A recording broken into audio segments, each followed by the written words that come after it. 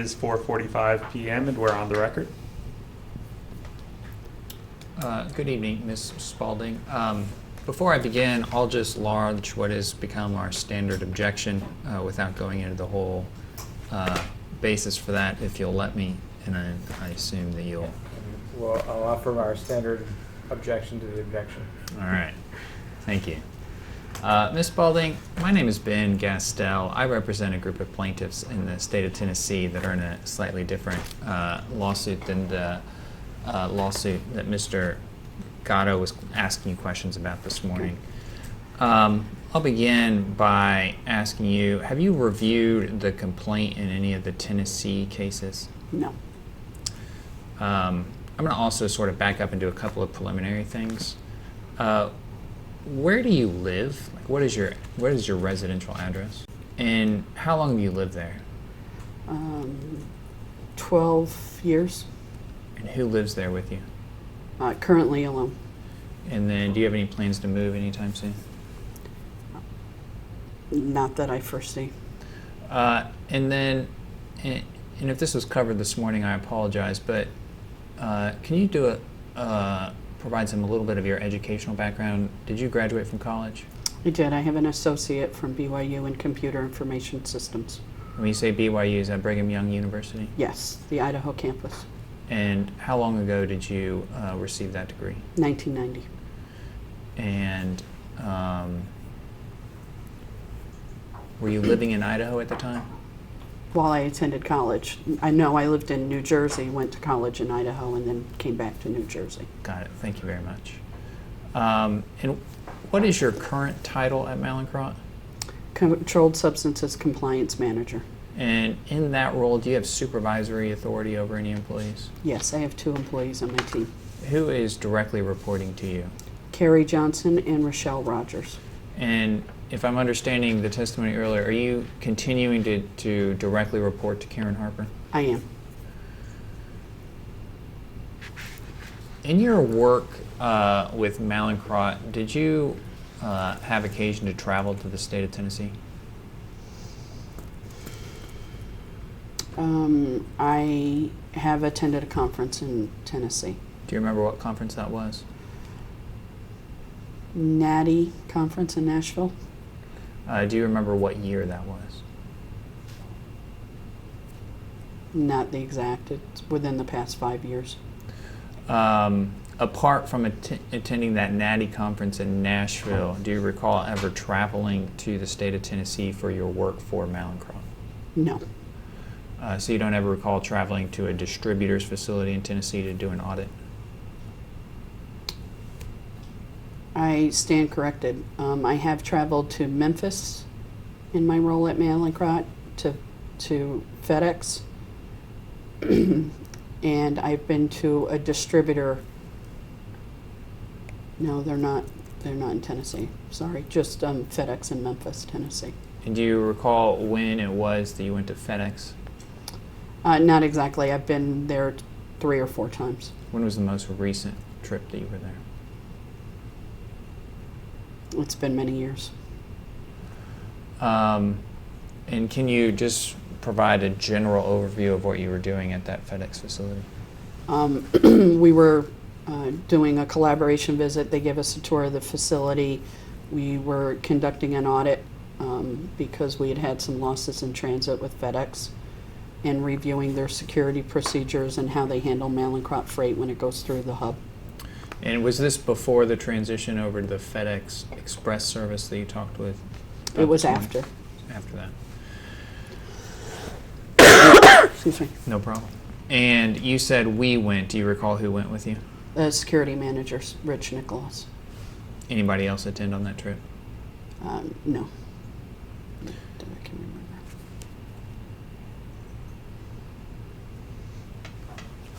As you sit there today, do you have any understanding of opioid prescription rates in the state of Tennessee? Objection to form. I think you testified earlier that you believe that there's a current opioid epidemic going on in this country. Is that correct? I'm aware of it. And are you aware that epidemic is particularly acute in some parts of the country compared to other parts of the country? Objection to form. Yes. Do you believe that Tennessee has been particularly hard hit by the opioid crisis? Objection to form. I don't know how significant or hit any one state is over another. Sure, but do you understand or do you believe that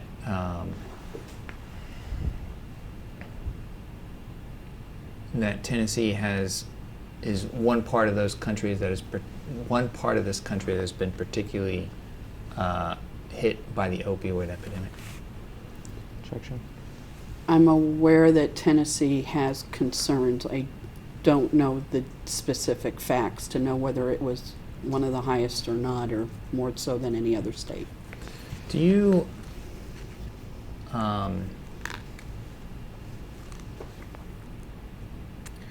recall during your time with Mallinckrodt ever discussing any specific pill mill operations in the state of Tennessee? Objection to form. Nothing specific, no. Have you ever reviewed IMS health data regarding the rates of prescribing of opioids related to the state of Tennessee? No. Have you ever heard of Interstate 75 being described as the Oxy Express? Yes. About when did you first hear that term? Several years ago. I don't remember exactly when. And I don't mean to test your knowledge of American geography, but are you aware that Interstate 75 runs through the state of Tennessee? At a high level, yes.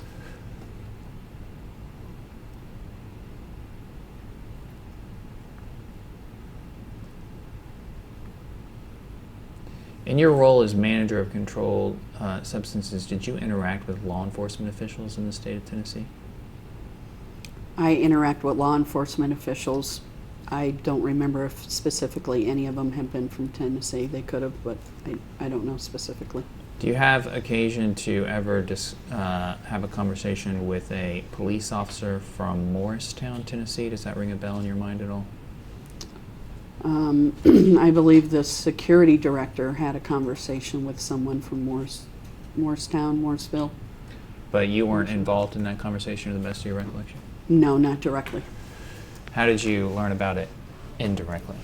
The security director asked me for shipping information, that he had been contacted by somebody from Morrisville, Tennessee. And then why would he contact you about that information, if you know? Because I was at the distribution center and could run the reports to know where we shipped our orders to. And then did you provide him the report that he asked for? Yes. And then did you follow up with him at all after providing that report about the status of that Morristown investigation? No. Have you ever asked any law enforcement official about prescription opioid diversion? I'm sorry, strike that. Have you ever asked any law enforcement official where prescription opioid diversion was most prevalent? No, not that I can recall.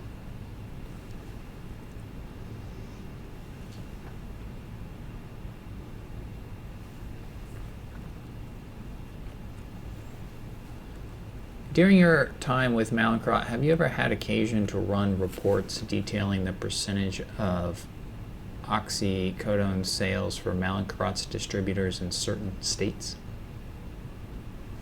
Can you say that again? Sure. During your time with Mallinckrot, have you had occasion to run reports detailing the percentage of oxy sales for Mallinckrodt's distributors in certain states? I have not, no. I'm going to hand you a document that we'll mark as Exhibit 42.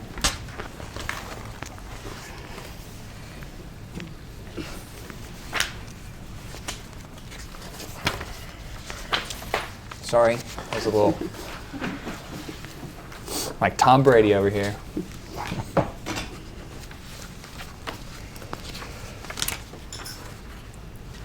Hand you a document that's been marked as Exhibit 42. I'll represent to you that the first page is a cover page carrying the Bates label of this Excel spreadsheet that was sent to us, and it has some what's called metadata showing that it was last modified on September 2nd, 2011.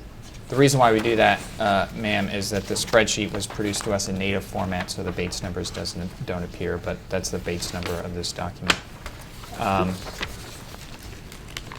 And if you flip to the first page, in the upper left-hand corner, there is, in column A1, it says Oxy's percent of sales by state per distributor versus sales in all U.S. by district, I assume. Do you see that? Yes. Have you ever seen this document before, ma'am? I don't remember if I have or have not. Do you ever recall doing any training on this document where you might have trained people to run these reports? No. Do you see that the state listed here is Florida? Yes. And then flip to the next page. Do you see that the state listed there is Texas? Yes. And flip to the next page. Do you see that the state listed there is Ohio? Yes. And then flip to the next page. Do you see that the state listed there is Kentucky? Yes. And then flip to the next page. And do you see there that the state listed there is Tennessee? Yes. And none of this is, you don't believe you've ever seen this document before? I don't remember it. And then flip to the next page and there's the state of Georgia. Do you see that? Yes. And then if you flip to the next page, there's a graph titling percent of oxycodone sales in Florida. Do you see that? Mm-hmm. Do you recall ever seeing a graph like this in your work with Mallinckrot? No, I don't remember.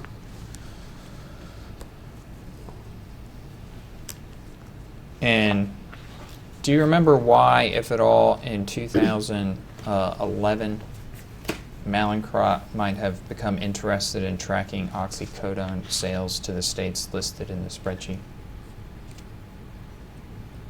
Only due to DEA activities around that time period. And if you wanted to have a chart like this made for you, it sounds like you don't recall running these types of reports. Who would you go to within Mallinckrot in 2011 if you can recall to run a report like this? Oxy sales by state per distributor.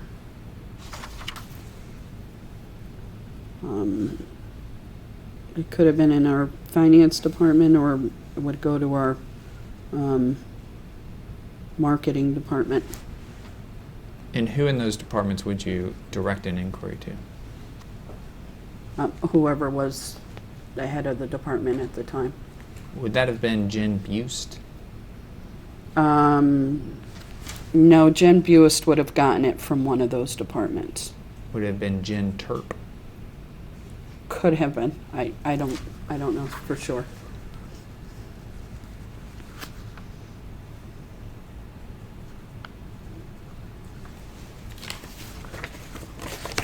You can set that aside. Thank you very much.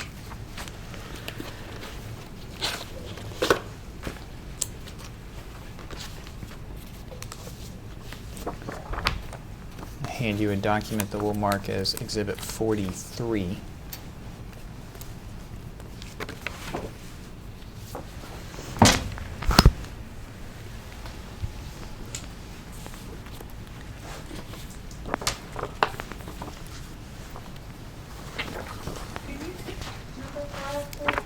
Sure.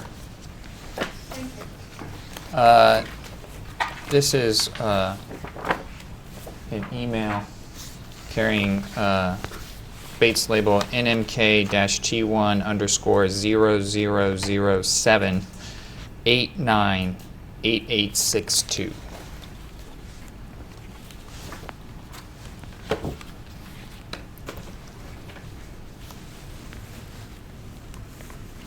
And then do you see that this is an email dated November 26, 2013 from Jennifer Bust to you carrying a subject KVK heat maps? Did I read that correctly?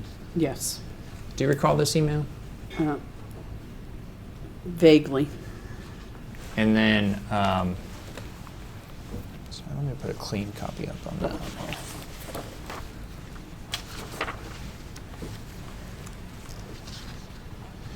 And the first or the last email in that chain says these may be discussed during our staff meeting. Do you see that? Yes. And then a couple emails down is an email from Julie Milford to Jacob Longnecker with Jen Terp and Jennifer Bust copy. Do you see that? Yes. And the body of that email says, "Hi Jake, attached are the heat maps with Mallinckrodt data. I also added a section on per capita usage to negate any effects or questions around population sizes. Similar patterns still exist that suggest relatively high usage in the Pacific Northwest, especially for the 5 milligram tablet. In general, there are still high rates in the KY, WV, and Tennessee area and in Florida." Did I read that correctly? Yes. And attached to this email chain is this referenced heat maps.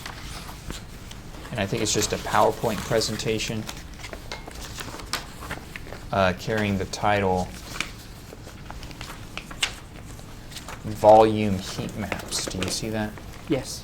Do you recall ever running these heat maps during your time at Mallinckrot? No, I didn't run them. Do you recall this spread or this PowerPoint presentation as you sit here today? Now that I'm looking at it, I vaguely remember it, yes.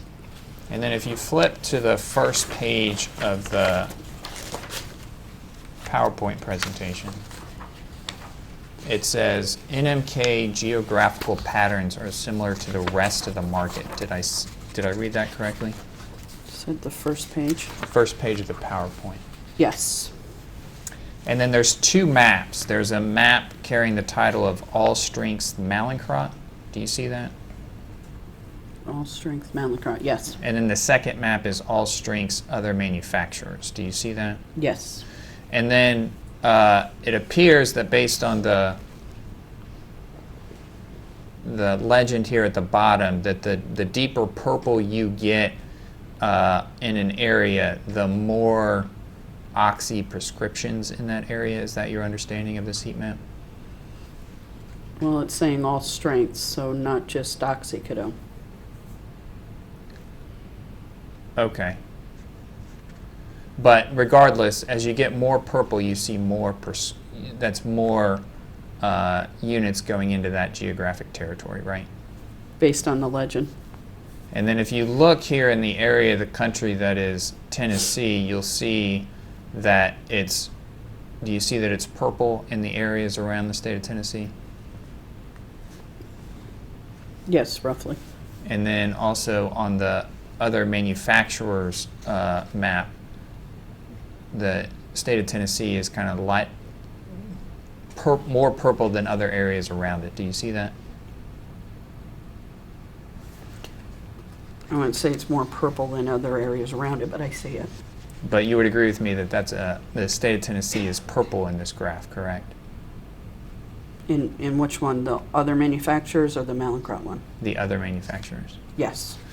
And then do you see here at the bottom, it says the source is IMS LRX X component?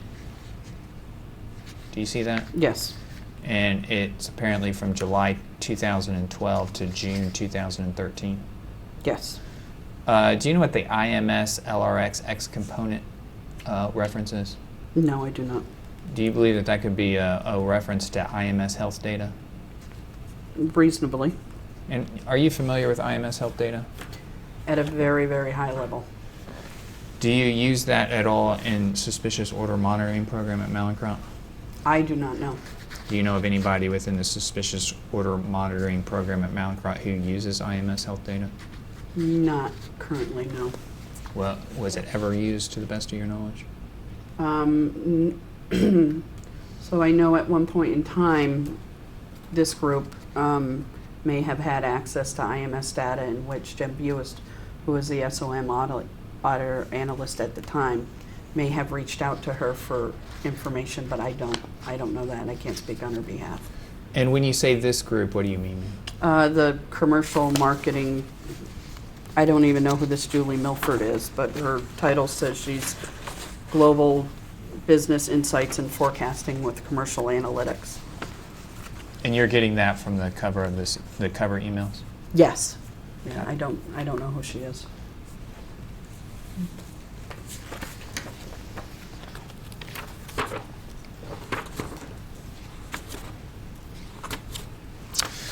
If you'll flip back, there's a very similar map to the one we just went through, carrying the labels of 30 milligram. It's about halfway back. I apologize, these PowerPoint presentations aren't numbered. There's a 30 milligram chart. Yes. And then do you see that this particular chart carries the title, Mallinckrot and other manufacturers have very similar geographical dispensing patterns. Did I read that correctly? I have very similar geographical dispensing patterns, yes. And then once again, we see a map with the legend that the more purple an area is, the more 30 milligram Mallinckrot extended units have been sent into that area. Do you see that? Based on the map, yes. And then do you see the state of Tennessee is purple once again? Yes.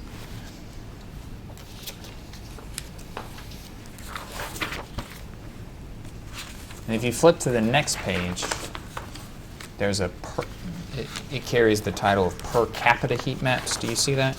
Yes. And then there are similar maps to the one that we just went through.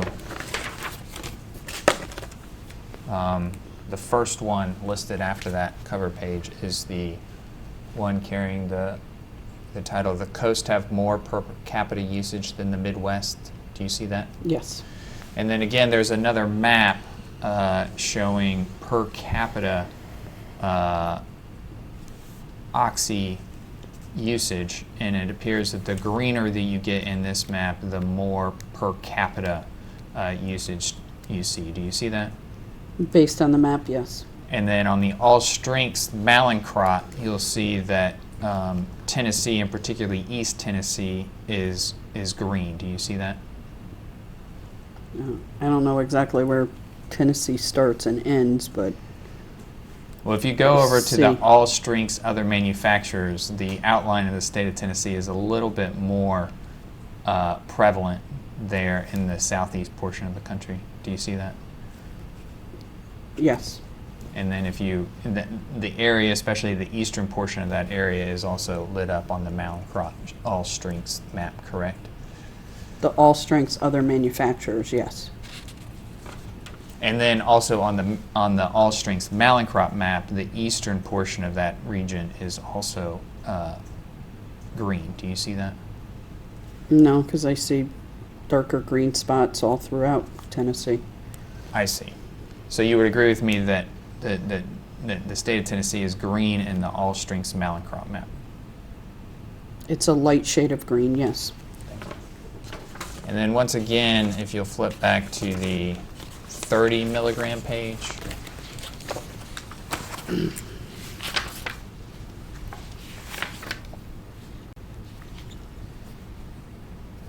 A very similar heat map showing carrying the title per capita usage of the Oxy 30 tablet is lowest in the Midwest. Did I read that correctly?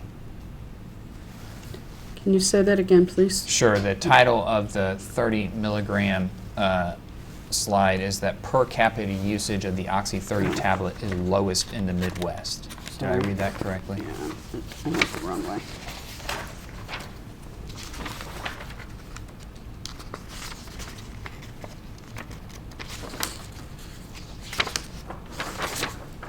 I think it's the second to last, or it might be the very last page. Got it. Okay, Sorry. yes. And then once again on the Mallinckrodt 30 milligram page, we see that Tennessee is green, suggesting once again larger per capita usage. Do you see that? I can't tell where Tennessee starts and ends, but I see that there's green on the map. Sure. And then also over here on the 30 milligram other manufacturers, you also see in the area of the state of Tennessee green, suggesting greater per capita Oxy 30 usage in the state of Tennessee, right? Based on these maps, yes.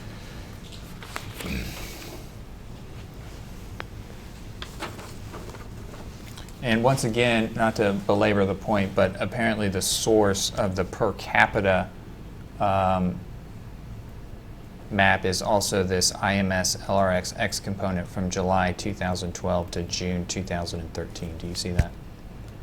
I see it, I don't know what it is. Sure.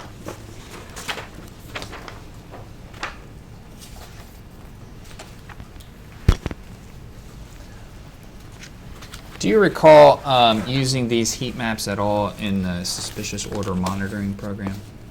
I do not know. But you don't have a specific recollection as to whether or not the suspicious order monitoring program was generating these heat maps as part of its suspicious order monitoring program? Correct. Jen Buist was the analyst at the time responsible. And do you know who Jen reported to? She started out reporting to Gail Tetzloff, Director of Government Reporting. Okay. And then at some point did that change?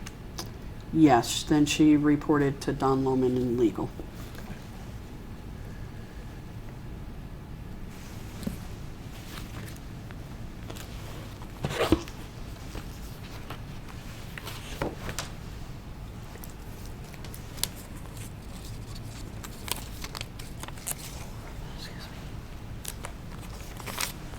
Same rules apply, by the way. If you need a break, by all means, just say so and we can take a break. Thank you. I can assure you I will be much shorter in my examination than Mr. Gatto was this morning, but I'll hand you a document that will mark as Exhibit 44. I do this once a deposition where I accidentally mark my copy, so just give me 1 second and let me flip this over. Now I should learn my lesson, and that should be the last one that I mismarked.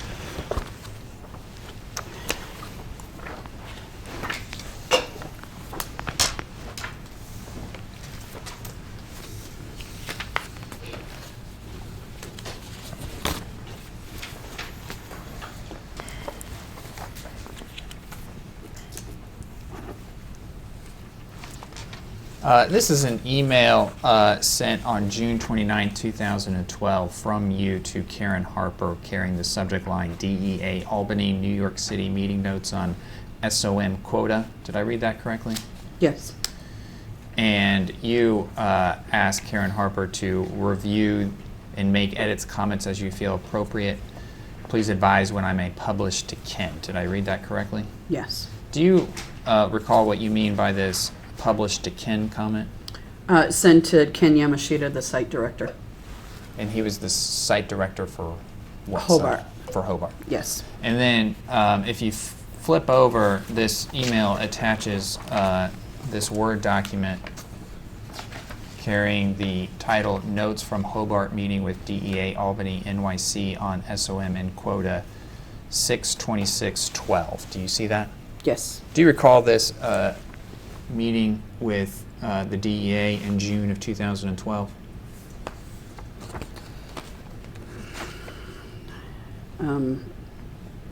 To be honest, no, I don't. And that's all right, but do you see that you, in the Mallinckrot attendees, you're listed there at the bottom, Eileen Spaulding? Yes. Any reason to doubt that you were there?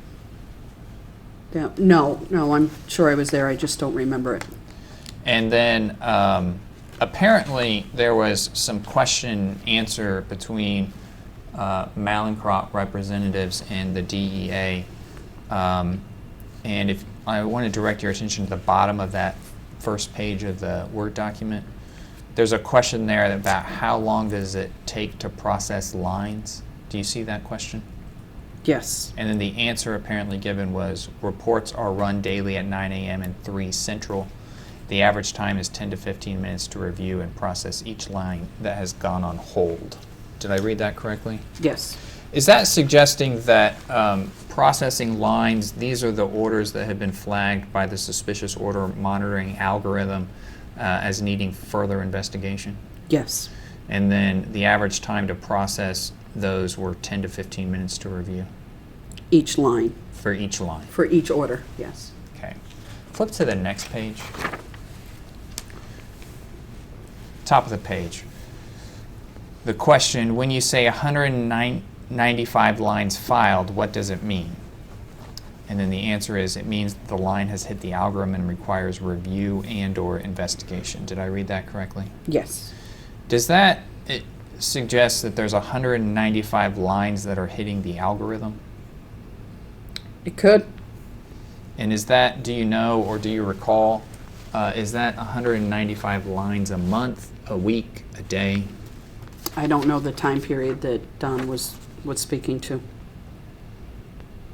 And you don't recall any specifically from this meeting?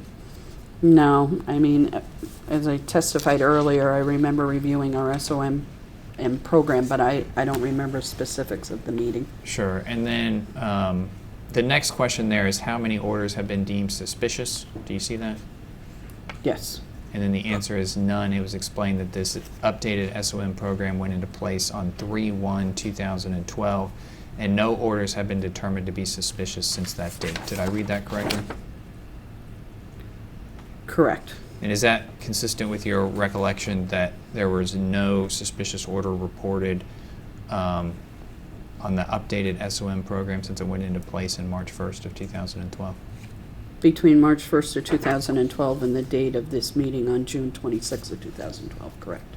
And then does that, taking that with the previous question, does that suggest to you that the 195 lines that were flagged were in that period between March 1st, 2012 and the date of this meeting of June 26, 2012? Check the form. I don't know. I wouldn't want to guess that that is. You can set that aside.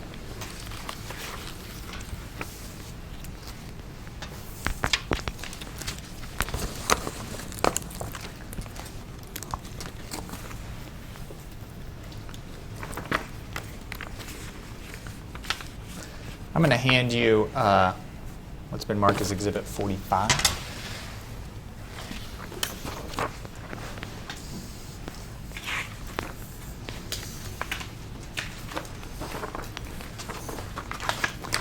Sorry, I'm somehow down a copy.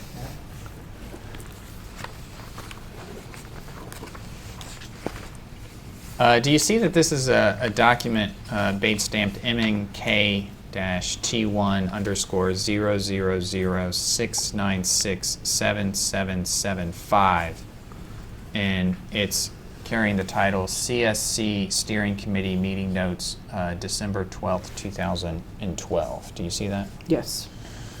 And you were on the suspicious order monitoring steering committee at that time, correct? Yes. And you see that there's a reference to introducing John. Yes. Do you recall who that was? John Gillis. And was he just coming on board at this time? Yes. Flip to the second page.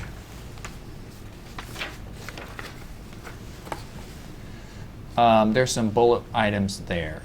And it says, third one down, it says, we also dropped out, and I think that's a typo. It should be our multiplier from 3.0 to 2.5. Do you see that? Yes. So does that suggest to you that in December of 2012 that the suspicious order monitoring algorithm threshold was lowered from 3.0 to 2.5? Yes. And then I believe that you testified earlier that eventually that was also further reduced down to 2? Objection to form. I don't remember stating that. I don't know that it's 2. I know it went from 2 to 3. We spoke about that earlier, but I don't remember that it went from 2.5 down to 2. So is the multiplier currently 2.5? Yes. And do you believe that that's been the case from December of 2012 to the present? Based on my knowledge, yes. And then it has a description there. We multiply the 18-month average of orders on a per customer per SKU basis and multiply that amount by 2.5 to get the level at which orders will trip the volume flag that month. We do the same for number of orders. Did I read that correctly? Yes. And is that a description of how the algorithm functionally works? One component of it. And so is it safe to say that once you move to the 2.5 multiplier, if an order was within 2.5 times the 18-month moving average, that that order would not be flagged and would be processed and shipped? Objection to form. If it did not, can you repeat that? Sure. Is it safe to say that once you move the 2.5 multiplier, if an order was within 2.5 times the 18-month moving average, that order would not be flagged and would be processed and shipped? If it was less than 2.5, yes, that's correct. And that would be the same for the number of orders, right? For this frequency, order frequency, yes. And then, and is that how the algorithm continues to operate today? Yes. For both volume of order and for the number of orders? Yes. And then if you flip, continuing on that page, it ends with this reference to Gen Bust statistics. Do you see that? Yes. And then there's a reference to a tier 1 and a tier 2. Do you see that? Yes. What is tier 1 and tier 2? Tier 1 is the top 3 major distributors for Oxy 15 milligram and Oxy 30 milligram. So if it's a multi-layered system. So tier 1 looks at Oxy 15 and Oxy 30s for the big 3. And if the order hits the threshold amount, then it will go on a tier 1 hold. Tier 2 is based on all orders being reviewed by an 18-month history. Okay. And am I understanding your testimony correctly that only the big 3 distributors would be in the tier 1? Yes. And just for the record, who are the big 3? McKesson, AmerisourceBergen, and Cardinal. And then tier 2, am I understanding your testimony correctly that that's essentially everybody else? That's everybody, including the distributors, but it's based on an 18-month, including the big 3 distributors for all products, but it's based on the 18-month history. So that's where it's referring to the multiplier above. Got it. Okay, and then do you see that there's 2 columns there of order lines processed and order lines failed? Do you see that? Yes. And in tier 1, just take March of 2012, there's 124 order lines processed and 56 order line failed. Do you see that? Mm-hmm. So does that mean that in March of 2012 for tier 1 orders, there were 124 of them? There were 124 orders processed. 56 went on hold. And that means that it flagged the algorithm. Yes. Do you recall what was going on in March of 2012 to suggest that high level of flagging by the algorithm? I don't. I know it's when the program started, so I don't know if there was historical data that needed to be loaded, Sure. or I don't remember specifically. And then you see for the rest of the tier 1, that March of 2012 is an anomaly. Would you agree with me with that? Yes. So, and then there's less orders processed going down the line, and then correspondingly less order fails, correct? Correct. And again, that's the number of those orders that are being flagged by the algorithm, right? Correct, for tier 1. So if you just look at the averages here, you take an average, and it does the math for you there, 78 average orders during that time period, on average 7 monthly fails. Do you see that? Yes, 78 lines, not 78 orders. Sorry, thank you. 78 lines, 7 line fails, right? Yes.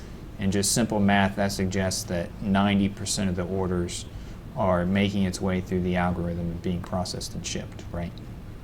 If they don't hit tier 2 metrics, yes. Sure. And then down on tier 2, it has the same 2 columns, order lines processed, order lines failed, right? Yes. And I don't want to belabor the point, but then again, these are lines that go through the algorithm in tier 2, correct? Sorry, yes.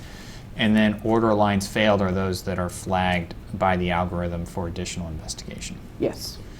And then again, taking the averages here, the sheet does the math for you. That's on average per month, 8,436 lines on average are processed per month, correct? Yes.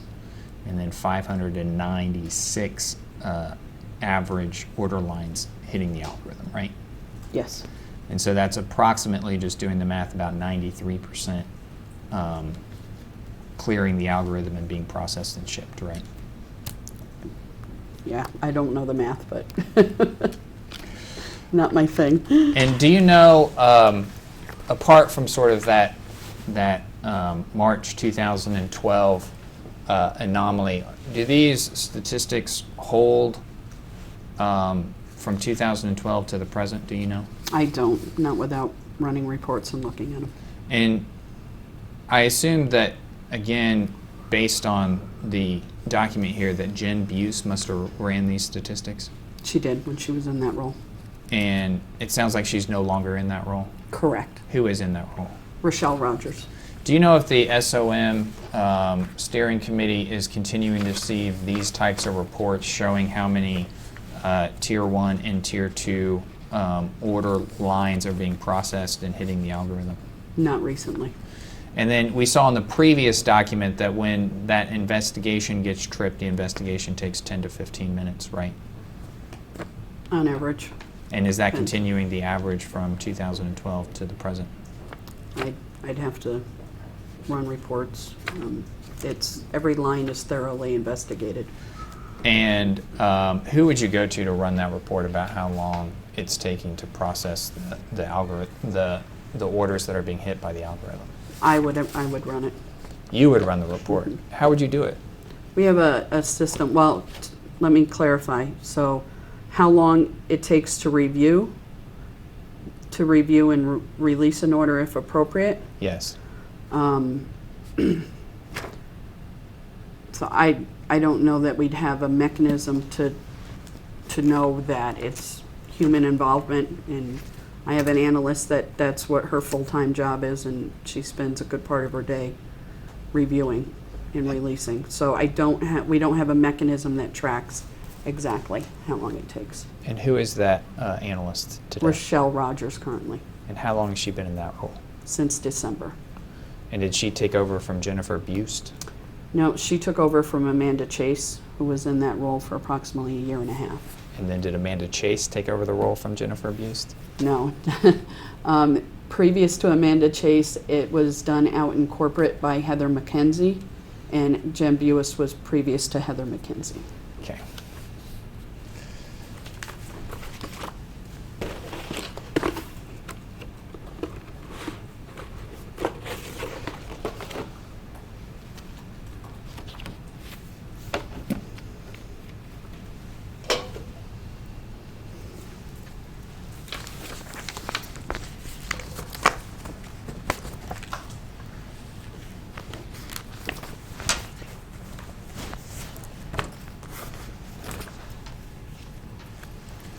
So just forgive me, just give me 1 second, because I ask a lot of questions that were already covered, and it's a lot easier for me just to look at my notes than to ask you all those questions again. So, as part of your role on the Suspicious Order Monitoring Steering Committee, have you had a chance to review some chargeback data? Yes. And this may have been covered earlier, but do you recall when chargeback data started being used by the Suspicious Order Monitoring Program at Mallinckrot? So we reviewed some emails earlier today that gave a ballpark, but I don't remember exactly when. And have you ever had occasion for yourself to request chargeback data? For myself? Well, let me back up. Do you maintain the chargeback data? No. If you needed a chargeback report run, how would you go about effectuating that? I would contact the finance analyst that has access to the chargeback system. And who is that? Currently is Debbie Digby. And who was it prior to Ms. Digby? I'm not sure who Jennifer was getting them, who Jen Buist was getting them from. Okay. And then, have you ever had occasion to ask for chargeback data? Yes. Any time when that request for chargeback data was refused? No.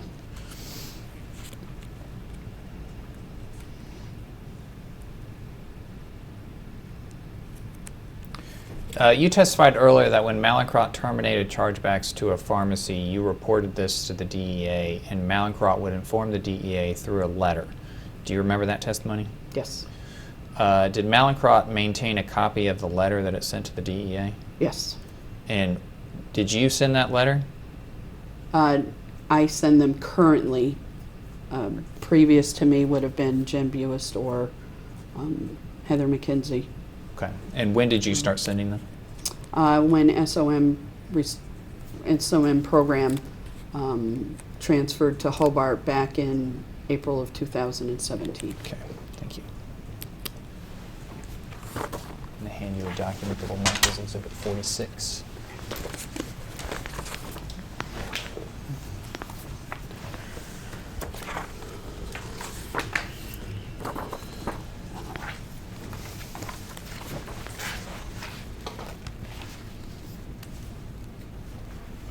And I promise you that we're near the end.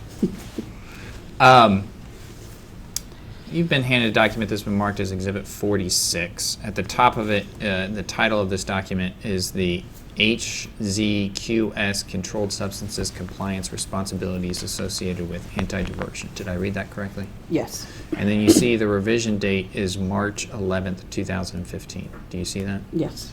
Do you know if this is continues to be the current policy? I don't. Do you maintain the policies? I do not. But you know that based on the record here, that this was at least the portion that was in effect on March 11th, 2015? Based on this document, yes. And then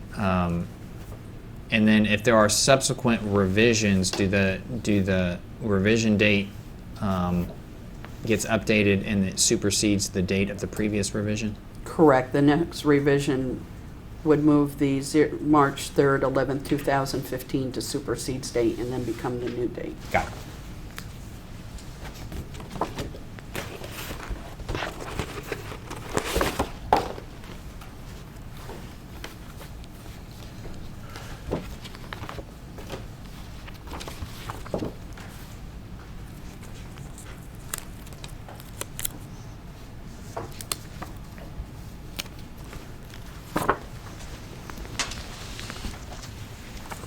Handed a document that we'll mark as Exhibit 47.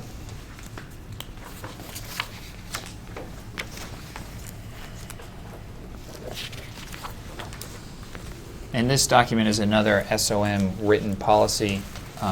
This one is entitled Identification, Investigation, and Reports of Controlled Substances, Suspicious Orders. Did I read that correctly? Yes. And I don't want to belabor this too much, but same thing with regard to the effective date and the supersede date as the document that we preceded this. Yes. Do you know if this is the current in force version of this policy? I don't.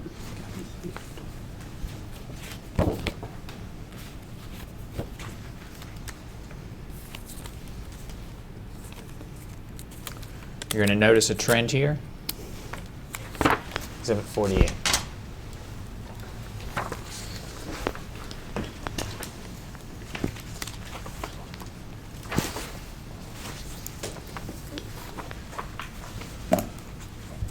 Once again, another SOM policy, this one entitled Controlled Substances Compliance Responsibilities Associated with Suspicious Order Monitoring. Did I read that correctly? Yes. And then there's a revision date of February 19th, 2015, correct? Yes. And then a supersede date of a previous policy of November 14th, 2013, right? Yes. And then once again, we can assume that this is the policy that went into effect on February 19th, 2015? Yes. And then do you know if this is the current policy in effect? I don't. But if it was revised, there would be a new revision date with the supersede date replaced with this February 19, 2015, right? Correct, if it had been approved.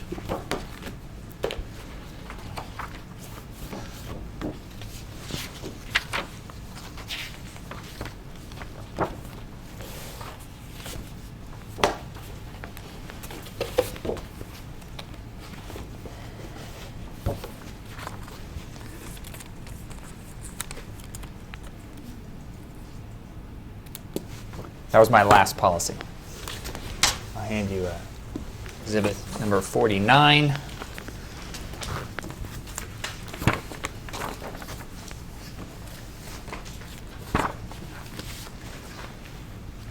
This is an email from you dated September 18th, 2015 to Carrie Johnson, correct? Yes. And it carries the title subject UOR program review, right? Yes. What is the UOR program? Unusual order reports. And then if you flip back, you see that there are various attachments to this email, right? Yes. Do you recall sending this email? I don't know. Any reason to believe that you did not send an No. email? And then if you flip back to the last page, there is a document entitled Excluded Items Within the UOR Scope of JDE. Did I read that correctly? Yes. What does that mean? So there's certain products that we make on behalf of other manufacturers, such as this methylene chewable, methylene oral tussie caps, and we do not distribute to the market. So we're a contract manufacturing organization for another manufacturer. Okay. And then do you see there's a chart that says 2 columns, reason and then definition. Do you see that? Yes. And then there are 3 reasons listed. Under the second one, there's Xardames XR. Did I say that correctly? Yeah, Exartemis. Xardames. And it says, added to table on March 12, 2014, XXR deemed by SOM team not likely to be diverted into other than legitimate medical channels. Did I read that correctly? Yes. What does that mean? It's a branded product, and it's very small volume,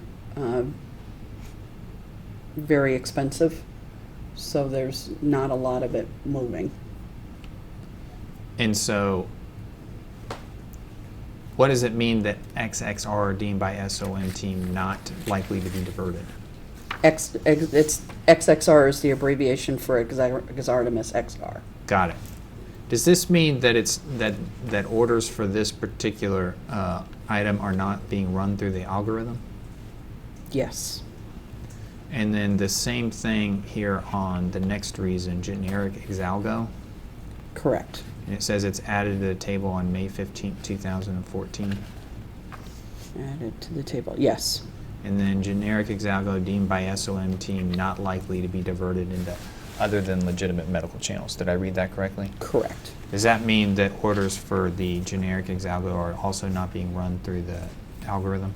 For both products until they were removed on January 22nd, 2015, and then they were being run. Got it. Okay, that was my next question. So when you say remove from the list, it means remove from this carve-out list from the suspicious order monitoring, the algorithm processing? Correct, because they were both new products that were launched, so there was no history in the market to be able to measure volumes against for previous orders. Got it. And so, but then beginning on January 22nd, 2015, these 2 items were then added to the algorithm. Correct, because now we had a history to know what customers would be ordering of it to look at. Got it. And is that true through today that those are being ran through the algorithm? Both products are discontinued, but yes. Got it.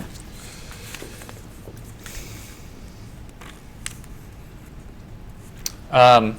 You went through with Mr. Gatto the memorandum of understanding entered between Mallinckrot and the United States Department of Justice. You recall that testimony? The memorandum of agreement, yes. Yes. Were you disciplined at all as a result of the allegations by the Department of Justice that led to that MOA? No.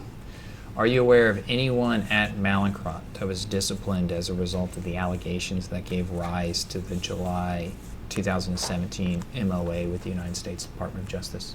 No.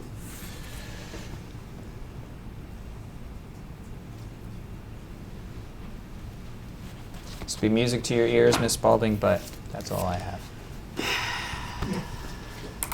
The time is 5:40 p.m. and we're